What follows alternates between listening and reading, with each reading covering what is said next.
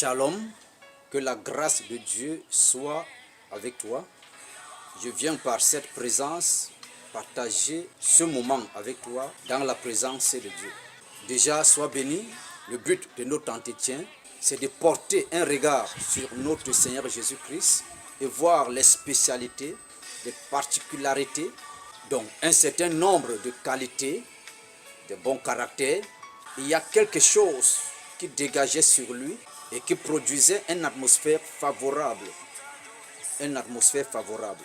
Et cette atmosphère pouvait apporter beaucoup de changements, de transformations dans son environnement. Donc la Bible nous a fait mention de beaucoup de réalités et de réalisations que Jésus a fait sur la terre à travers ce qui était impacté en lui, ce qui était semé en lui et qui se manifestait. Alors les paroles qui sortaient de sa bouche accompagnaient juste pour l'accomplissement. Donc nous allons toucher ici quelques éléments qui vont nous amener, qui vont nous faire déplacer d'un pas à un autre. Donc nous notons ici premièrement, bien aimé, l'amour. Nous parlons de l'amour. Tout le monde peut parler de l'amour. Mais regardons dans Marc chapitre 1, verset 11. La Bible dit, lorsque Jésus est entré dans les eaux pour le baptême, après qu'il a été baptisé, pendant qu'il sort des eaux, une voix se fit entendre des cieux en ces termes. Celui-ci est mon fils bien-aimé, en qui j'ai mis toute mon affection. Écoutez-le. Donc, il y a quelqu'un que Dieu a mis toute son affection. Je dis toute son affection. Il dit écoutez-le. Pour dire en lui, l'amour coule. L'amour coule en lui. Je l'aime. Il est le fruit de l'amour. Je l'envoie sur la terre. Aimez-le. Bien-aimés, nous n'avons pas autre chose que d'aimer notre Seigneur et Sauveur Jésus-Christ. Derrière cet amour, il y a quelque chose. Pourquoi? Parce que ce que Dieu aime, il faut l'aimer. Si Dieu aime un homme, tu dois aimer cet homme. Si Dieu aime quelque chose, il faut aimer la chose là. Si Dieu aime un enfant, un parent, un leader, il faut aimer. Car derrière cet amour, il y a une connexion. Il y a une réalisation, il y a quelque chose qui se connecte de positif et qui apporte un changement. Même si c'est un méchant, selon nous les hommes, ou alors quelqu'un qui te fait la méchanceté, mais que Dieu aime, il faut aimer la personne. Car derrière cela, quelque chose va se produire de bon. L'amour doit couler en nous. Nous devons cultiver l'amour. Tu es dans un foyer, ça ne va pas, tu as prié. Dans un ménage, tu es dans une famille, ça ne va pas, mais tu as prié. Mais jusque-là, ce que je te recommande, il faut installer l'amour. Installe l'amour dans ton foyer, installe l'amour dans ton ménage, dans ta famille, autour de toi. Les choses que tu n'as pas pu changer par la prière, l'amour va changer les choses là. Parce que derrière l'amour, il y a un certain pouvoir. Le pouvoir de l'amour brise la méchanceté. Le pouvoir de l'amour attire les grâces, des bonnes choses. Le pouvoir de l'amour. Premier élément, qui se manifestait en Jésus. Il a mangé même avec les pécheurs, alors qu'on était en train de l'accuser. Il a mangé avec les méchants, avec les pécheurs, alors qu'on était en train de l'accuser. C'est à cause de l'amour. Deuxième élément, nous allons le voir dans Jean chapitre 1, verset 29. La douceur. La Bible dit, Jésus est l'agneau de Dieu qui est venu ôter le péché du monde. Donc, il est venu comme un agneau pour ôter le péché. Il n'est pas venu comme le lion, parce qu'en même temps, il est le lion de la tribu de Juda. Mais en quelle période il devient le lion? Ce n'est pas en cette période-là. À la période où il faut ôter le péché, il prend la forme de l'agneau. Pour dire que pour ôter le péché en l'homme, pour changer un méchant, on ne vient pas comme un lion, on vient comme un agneau. Pour changer un méchant, pour changer un pécheur. Et c'est ainsi que Jésus, notre Sauveur, a pris la forme d'un agneau. Et un agneau a plusieurs qualités, auxquelles nous allons noter ici la douceur. Donc Jésus était doux. La Bible même dit, il y a une douceur qui émanait de lui. Une douceur. Lorsqu'il y a la douceur en toi, il y a des choses qui coulent. Il y a une attirance. Des choses même qui résistent à tout le monde sont attirées vers toi. Pourquoi? Parce qu'il y a quelque chose qui est au-dessus de leur compréhension. Ils veulent expérimenter cela. La douceur calme les esprits. La douceur ramène la conscience. La douceur fait asseoir la connaissance. La douceur. Et la douceur transforme le milieu, le secteur, quelle que soit la manifestation du secteur. La douceur. Bien-aimés, nous allons parler ici de l'humilité. Et là, nous allons regarder le livre de Philippiens dans son chapitre 2, à partir du verset 8. La Bible dit, il s'est humilié lui-même, se rendant obéissant jusqu'à la mort. Et de la mort jusqu'à la croix. Bien-aimés, avant de continuer, la musique qui peut sortir dans la vidéo, je n'ai pas le droit. Et je m'excuse. Donc, nous parlons de l'humilité ici comme troisième élément. Troisième particularité, un état, un caractère qui édifie. Donc il s'est humilié lui-même jusqu'à la mort. Donc l'humilité, la Bible dit que attire la gloire de Dieu, précède la gloire de Dieu. Il est allé mourir jusqu'à la croix dans l'humilité. Et après la mort, il y a une gloire qui est venue. Il vit dans les cieux, à la droite de Dieu le Père, parce qu'il s'est humilié. C'est l'humilité qui lui est permis d'aller jusqu'à la mort, accepter de mourir, l'humilité. Parce qu'il fallait être humble. Il fallait à ce moment ne pas regarder son état de puissance, son état de capacité, parce qu'il était un Dieu. Il pouvait refuser. Mais il fallait cultiver l'humilité. Donc on cultivait l'humilité pour arriver à une gloire, pour accomplir son destin. Donc l'humilité te permet d'attirer les éléments de ton destin.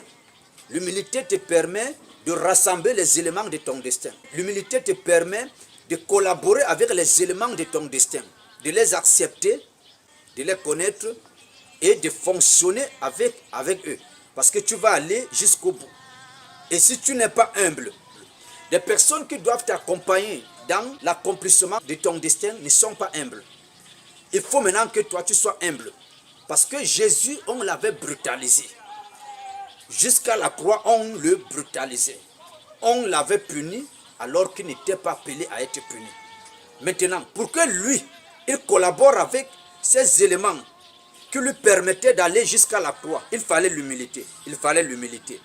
Bien aimé, il y a des éléments qui te fuient parce qu'il n'y a pas l'humilité en toi. Il y a des choses, il y a des personnes de ton destin qui doivent accomplir avec toi, qui ne se rapprochent pas de toi, qui ne collaborent pas bien avec toi à cause du fait que tu n'es pas humble. Il faut cultiver l'humilité. Mais si tu es déjà humble, bien-aimé, améliore encore l'humilité. Troisième élément, l'humilité. Nous avançons.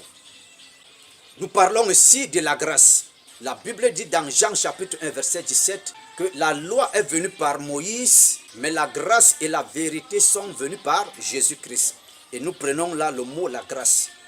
Donc Jésus est venu avec la grâce. La grâce se manifestait en lui. Là où les hommes condamnaient, il faisait grâce. Parce que la grâce était dans son accomplissement. La grâce était dans son destin. Il est venu avec la grâce. Nous apprenons à ressembler. Là où il faut faire grâce, fais grâce. Parce que tu es un produit de la grâce. Et la grâce doit être un élément qui a trouvé la place dans ta vie. La grâce. Tu reçois la grâce tous les jours. Et tu dois aussi faire grâce là où il faut faire grâce. La grâce comme quatrième élément, une qualité manifestant en Jésus. Bien-aimés, nous avançons ici pour parler de la vérité. Alors la Bible dit dans Jean 14, verset 6, Jésus dit, je suis le chemin, la vérité et la vie. Nul ne peut venir au Père que par moi. Donc, il est la vérité. Ça veut dire qu'il fait ces choses où il les a fait dans la vérité. Pour s'aimer la vérité dans le monde. Cultivons la vérité en nous. La vérité nous libère. La Bible dit, vous connaîtrez la vérité. Et la vérité vous affranchira et elle vous rendra libre. Donc lorsque nous connaissons la parole, elle nous affranchit, elle nous rend libre. Cette vérité, c'est la parole. Lorsqu'on est avec la parole de Dieu, on est dans la vérité parce que la parole de Dieu est la vérité. La parole de Dieu nous entraîne à vivre la vérité. C'est elle qui transforme notre langage. C'est elle qui transforme notre façon de dire, notre façon de penser. C'est la parole de Dieu qui nous amène à la vérité. Et en même temps, elle est la vérité de la vie. Donc la vérité qui nous donne la vie. La vérité dont Jésus parle, je suis le chemin, la vérité et la vie. Il s'agit de la liberté. Parce que la vérité rend libre. Il s'agit de sa parole qui nous rend libres lorsqu'on la reçoit. Nous détache des forces des ténèbres, nous donne la connaissance. Lorsque nous recevons ces choses, nous nous rendons libres. C'est un mot qui touche le spirituel et qui attaque les ténèbres lorsque tu es dans la vérité. Donc nous devons être dans la vérité, nous devons cultiver la vérité. Pendant que nous recevons la parole de Dieu, nous la lisons et nous l'aimons. Nous faisons les efforts de l'appliquer. La parole là nous rend libres. Mais lorsque tu récupères des choses à travers la prière, il faut que les choses là soient scellées, établies à travers la parole. Parce que c'est la parole qui établit, qui met la base et qui met la couverture d'une manière que rien ne pourra plus jamais. Parce qu'elle est éternelle. Et lorsque nous sommes dans la parole de Dieu, nous sommes la vie. Donc Jésus était la vie. Nous continuons aussi pour parler de la vie. Donc la Bible dit dans Jean chapitre 6, verset 63, que les paroles que je vous ai dites sont vie et esprit. Ça veut dire que la parole de Dieu est la vie. Nous prenons là la vie. Jésus est la vie. Tu es avec Jésus, tu as la vie assurée. La chose que nous devons veiller tous les jours, chaque seconde, si nous sommes avec notre Jésus. Même si nous sommes faibles, nous sommes absents. Parce que nous sommes avec celui qui est la vie, nous n'avons pas peur. Nous avons l'assurance. Il nous donne l'assurance de la vie lorsque nous sommes avec lui. Il est la vie.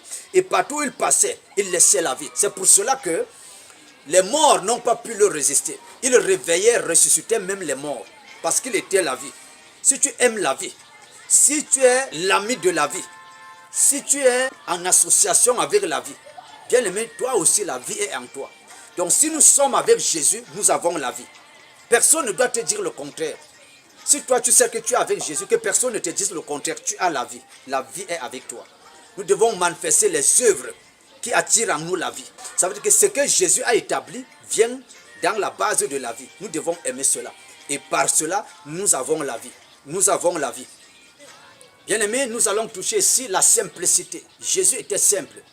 Alors dans Marc chapitre 1, verset 9, la Bible dit que lorsqu'il était dans les eaux, l'Esprit est descendu sur lui comme une colombe.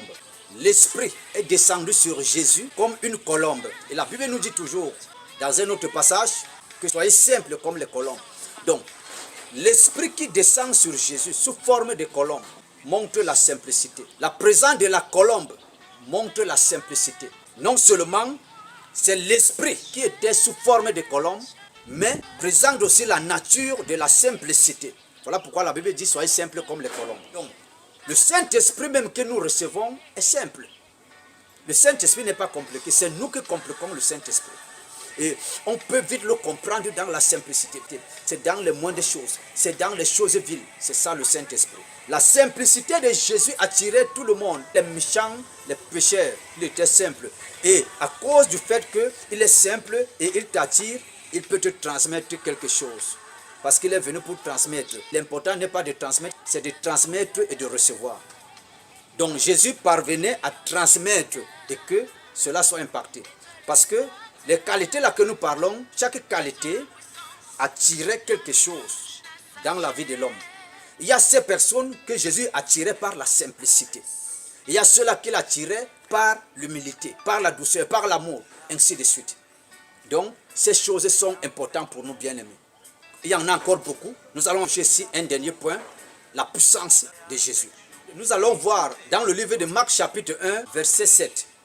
La Bible dit quoi? Il vient après moi, celui qui est puissant que moi. Je ne suis même pas digne de délier la courroie de ses sandales. C'est Jean-Baptiste qui parlait de Jésus. Donc ça veut dire qu'il y avait la puissance en Jésus. La puissance était en Jésus. La puissance. La puissance manifestait, brisait, détruisait. La puissance aussi attirait. Même la puissance attire. Maintenant, pourquoi Jésus manifestait la puissance? Il y a beaucoup de qualités en lui qui attiraient aussi la puissance. La parole de Dieu qui était établie en lui attirait la puissance, manifestait la puissance en lui. Donc avant d'arriver à la puissance, nous devons chercher les éléments précités, là, bien aimés. Parce que la puissance ne vient pas directement. La puissance vient à travers certains éléments que nous manifestons et qui attirent la puissance. La parole de Dieu, la vie de Jésus attire la puissance en nous. Souffrir avec Jésus attire la puissance en nous. Le brisement de la chair attire la puissance en nous. Quand tu fais les choses dans l'humilité, tu attires en toi la puissance. La puissance ne vient pas par la méchanceté. La puissance ne vient pas par la connaissance humaine. Non.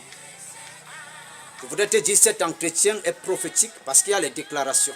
Il faut liker, il faut partager, il faut transmettre la grâce. La grâce qui nous localise ne nous avertit pas. Ce caractère qui a tiré, tous ces points que nous avons touchés, lorsque nous les rassemblons, qu'est-ce que cela a apporté dans la vie de Jésus? Donc lorsque nous nous laissons changer par celle-ci, nous devenons une source, la vie. Lorsque nous entrons dans ce climat, nous devenons invincibles. Et ce que je vais te dire maintenant, pendant que tu écoutes et que tu es en train de lever la foi, parce que le juste vivra par la foi. Parce que Jésus est vivant, Dieu est vrai. En écoutant ce message, en écoutant ces paroles, en écoutant cette exhortation, il y a quelque chose qui passe à travers cette atmosphère. Il y a quelque chose qui passe à travers cette compréhension, qui entre dans ton esprit pour toucher l'esprit, pour détacher l'esprit, pour libérer l'esprit. Parce que ces qualités sont une puissance. Donc on est fini avec la puissance pour dire que lorsqu'on reçoit ces éléments, il y a une puissance qui se manifeste. Lorsqu'on accepte ces éléments, il y a une puissance. Et pendant que tu es là et tu es en train de les recevoir par la foi, il y a une puissance qui se manifeste. Il y a une puissance qui est impactée, qui détache, qui libère, qui sème et qui attire, qui impose le règne de Dieu. Pendant que je parle, pendant que je prie, pendant que je te transmets cela, il n'y a rien qui résistait à Jésus. Face à toutes ces qualités, rien ne pouvait lui résister. Pendant que tu les reçois, en même temps que je te les transmets, il n'y a rien qui pourra résister. Rien ne pourra résister. Je te dis, rien ne pourra résister. Par la foi, tu vas voir l'accomplissement des choses. Après que tu vas recevoir ce message, tu vas recevoir cette parole. Ce que tu n'as pas pu hier va encore recommencer. Ce que tu as commencé, tu n'es pas arrivé au bout, va continuer. Ce qui était au-dessus de toi, après que tu reçois ceci, va encore affronter cela. En ceci, il y a la grâce. Et je m'associe en ces paroles par l'Esprit de Dieu pour transmettre cette grâce à toute personne qui reçoit cette parole dans l'humilité, dans la confiance et la foi. Je transmets cela en toi. Après cela, il y a quelque chose. Que tu sois dans le foyer, ça ne va pas. Pendant que tu les reçois, quelque chose va se transformer.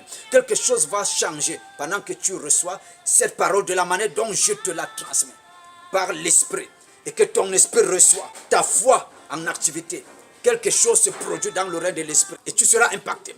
Baigné dans cette atmosphère. L'atmosphère qui va te couvrir va changer des choses autour de toi. À travers cette parole que tu reçois. Quel que soit ce que tu traverses. Quel que soit ce que tu vis. Quelle que soit la maladie, la malédiction. Je ne sais pas. Qu'est-ce que Jésus n'a pas pu faire? Il a dit, je vous ai donné le pouvoir. Et vous pourrez faire même plus que ce que moi j'ai fait. Parce que moi je n'ai plus le temps, je m'en vais. Je vous donne plein pouvoir. Allez, allez, allez. Bien-aimé, cette parole est en nous. Cette parole est en toi. Il nous a donné le mandat. Il t'a donné le mandat. Il t'a donné le mandat de vivre la liberté. Il t'a donné le mandat de vivre la grâce. Il t'a donné le mandat de vivre la guérison, de vivre la délivrance, de vivre ton bonheur. Il t'a donné ce mandat. Donc, pendant que tu reçois ces paroles, il y a une grâce qui mouve dans cela par la puissance du Saint-Esprit. Je transmets cela dans ce que tu traverses. Je transmets cette parole, cette grâce dans la maladie que tu vis. Je transmets cette parole et cette grâce dans la situation que tu vis, que tu traverses, qui est autour de toi, que tu n'as pas pu, qui est au-dessus de tes capacités, dans tes activités même dans ton foyer. Je transmets cette parole dans ta famille. Dans ta société, ton entreprise, je transmets cette parole pendant que tu la reçois. Et pendant que je la transmets, elle entre pour changer les choses. Et l'atmosphère qui est en toi, pendant que tu vis cette parole, va changer l'atmosphère autour de toi, dans tout ce que tu fais, dans ce que tu vis, dans ce qui est avec toi, dans ce que tu traverses. Et je prie que cette parole qui est accompagnée de la grâce va se montrer à toi. Cette parole va se montrer à toi et quelque chose va changer. Quelque chose va changer. Quelque chose va changer. Quelque chose sera établi et tu auras un témoignage. J'ai dit tu auras un témoignage. J'ai dit que Jésus, qui est fidèle, qui n'a jamais menti, il va accomplir. Donc si tu reçois et que tu crois, la Bible dit à ceux qui ont reçu, à ceux qui croient, il y a quelque chose qui se produit. Quelque chose se produit. Quelque chose se produit. Reçois cela. Quelque chose se produit. Reçois cela. Dans ton esprit, reçois. Dans ton entourage, reçois. Dans ta maison, reçois. Dans ton foyer, reçois. Dans ta famille, reçois. Quelque chose qui se produit, qui se produit, qui se produit, qui libère, qui détache, qui relève, qui guérit, qui délivre. Quelque chose spécialement pour toi, qui apporte une différence, qui apporte une particularité pour te qualifier, te distinguer. C'est pour montrer que tu appartiens à Dieu. Pendant qu'on peut te condamner, pendant que tes ennemis sont dans la joie, dans la mouvance de ce que tu vis là, reçois ces paroles. Quelque chose va changer. Dieu va donner la honte à tes ennemis, à ceux qui l'ont reçu, à ceux qui croient. Donc, si tu reçois la parole, tu crois, quelque chose se produit dans ton esprit, va détacher, va libérer, va établir, et va impacter, s'aimer. Et Dieu sera glorifié. Dieu sera glorifié. Dieu sera glorifié. À lui seul la gloire. Par le Saint-Esprit qui nous a communiqué la parole de Jésus.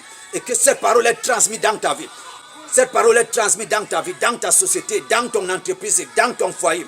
Il y a quelque chose, il y a quelque chose, il y a quelque chose, il y a quelque chose de spécial au nom de Jésus. Reçois cela, reçois cela, reçois cela, reçois cela au nom de Jésus. Je scelle cette parole dans la victoire et dans l'accomplissement. Et que Dieu, le Jésus que tu as cru, te donne un témoignage. Je m'associe à ce que Jésus a promis faire dans ta vie, à ce que Jésus a établi dans ta vie, qu'on a changé, qu'on a détruit, qu'on a dispersé, qu'on a chassé. À travers cette parole, Jésus ramène cela, Jésus rassemble cela. La puissance de cette parole va attirer cela et va imposer le règne de Jésus, au nom de Jésus. Si tu es d'accord, cela est manifesté. Et tu verras et tu vas témoigner. Jésus est glorifié. Béni soit l'Éternel. Va et accomplis. Va et accomplis. Bien-aimé, c'est une bénédiction pour le peuple de Dieu. Partage en grand nombre. Tu es en train de communiquer la grâce, de distribuer la grâce. Et pendant que tu le fais, quelque chose se multiplie encore dans ta vie. Au nom de Jésus-Christ. Au nom de Jésus-Christ. Au nom de Jésus-Christ. Père, nous te disons merci. Saint-Esprit, merci. Notre Seigneur Jésus, nous te rendons grâce.